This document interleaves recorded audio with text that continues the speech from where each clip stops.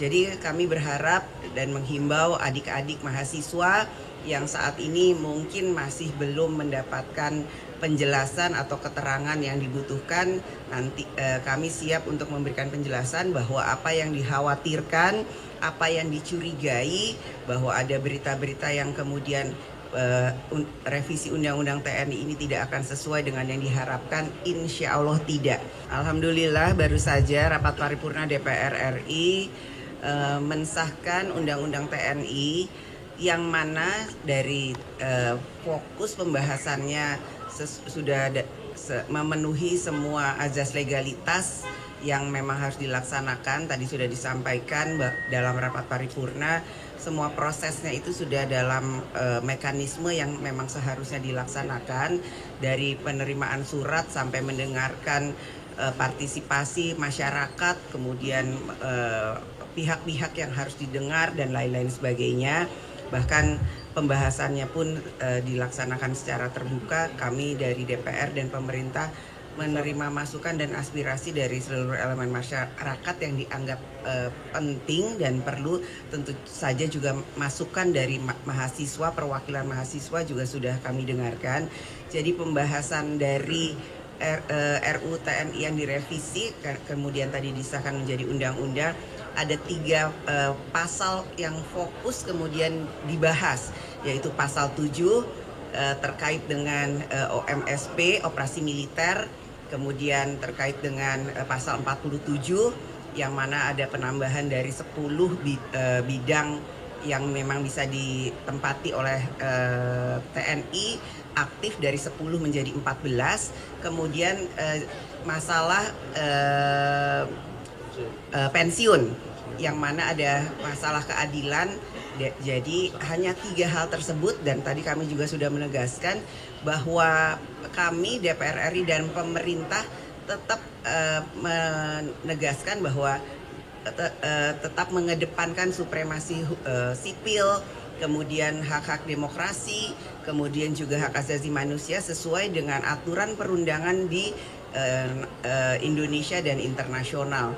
Jadi kami berharap dan menghimbau adik-adik mahasiswa yang saat ini mungkin masih belum mendapatkan penjelasan atau keterangan yang dibutuhkan, nanti kami siap untuk memberikan penjelasan bahwa apa yang dikhawatirkan, apa yang dicurigai, bahwa ada berita-berita yang kemudian revisi Undang-Undang TNI ini tidak akan sesuai dengan yang diharapkan, insya Allah tidak.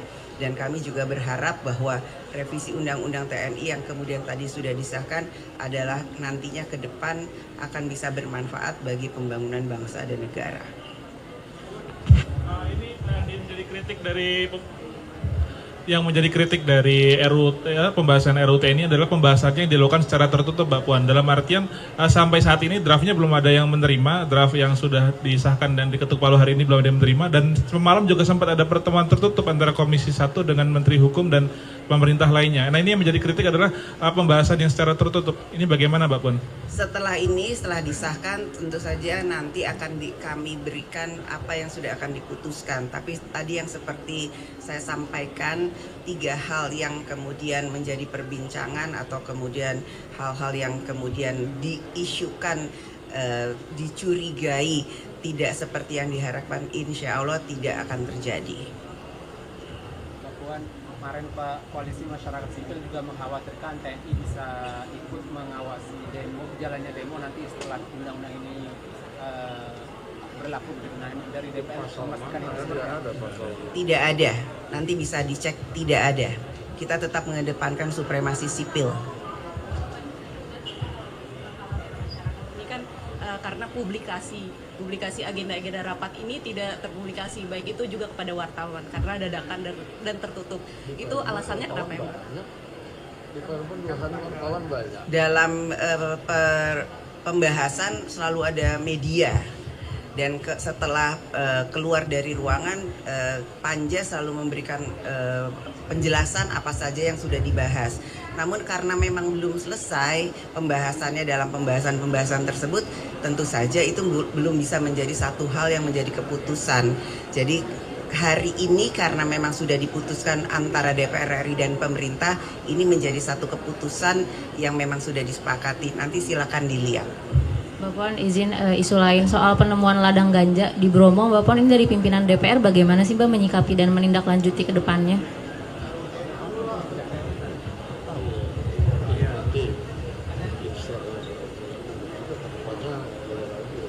Ya, terkait dengan hal itu, karena memang ini baru ditemukan, harusnya hal itu tidak boleh terjadi dan saya minta kepada aparat penegak hukum untuk menyelidiki, menindaklanjuti dan membongkar dari mana dan kenapa itu bisa terjadi. Oke, Cukup? terima kasih. Terima kasih. Terkait dengan RUU P2MI, kerja migran kita yang tadi juga dibawakan di atas, ini kan salah satu. Itu kan baru menjadi usul inisiatif, nanti kalau sudah dibahas baru kita akan bahas sama-sama. Masalahnya Lebaran, Bu.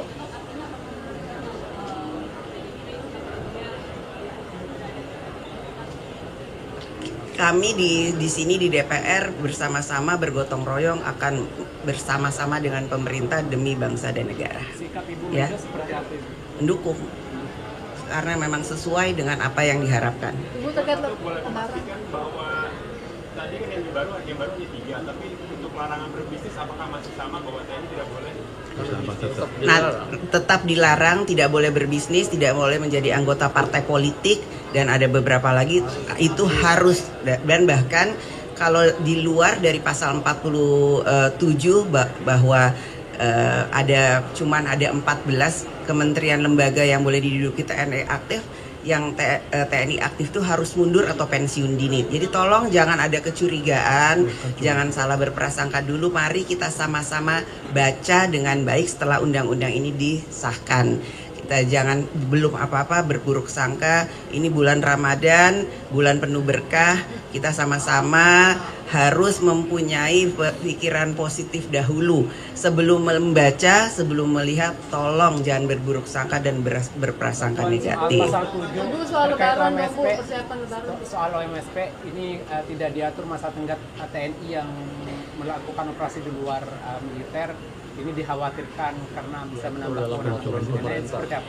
Itu nanti diatur dalam PP dan insya Allah jangan sampai terjadi ada operasi militer. Ini kan hanya untuk antisipasi dan mitigasi.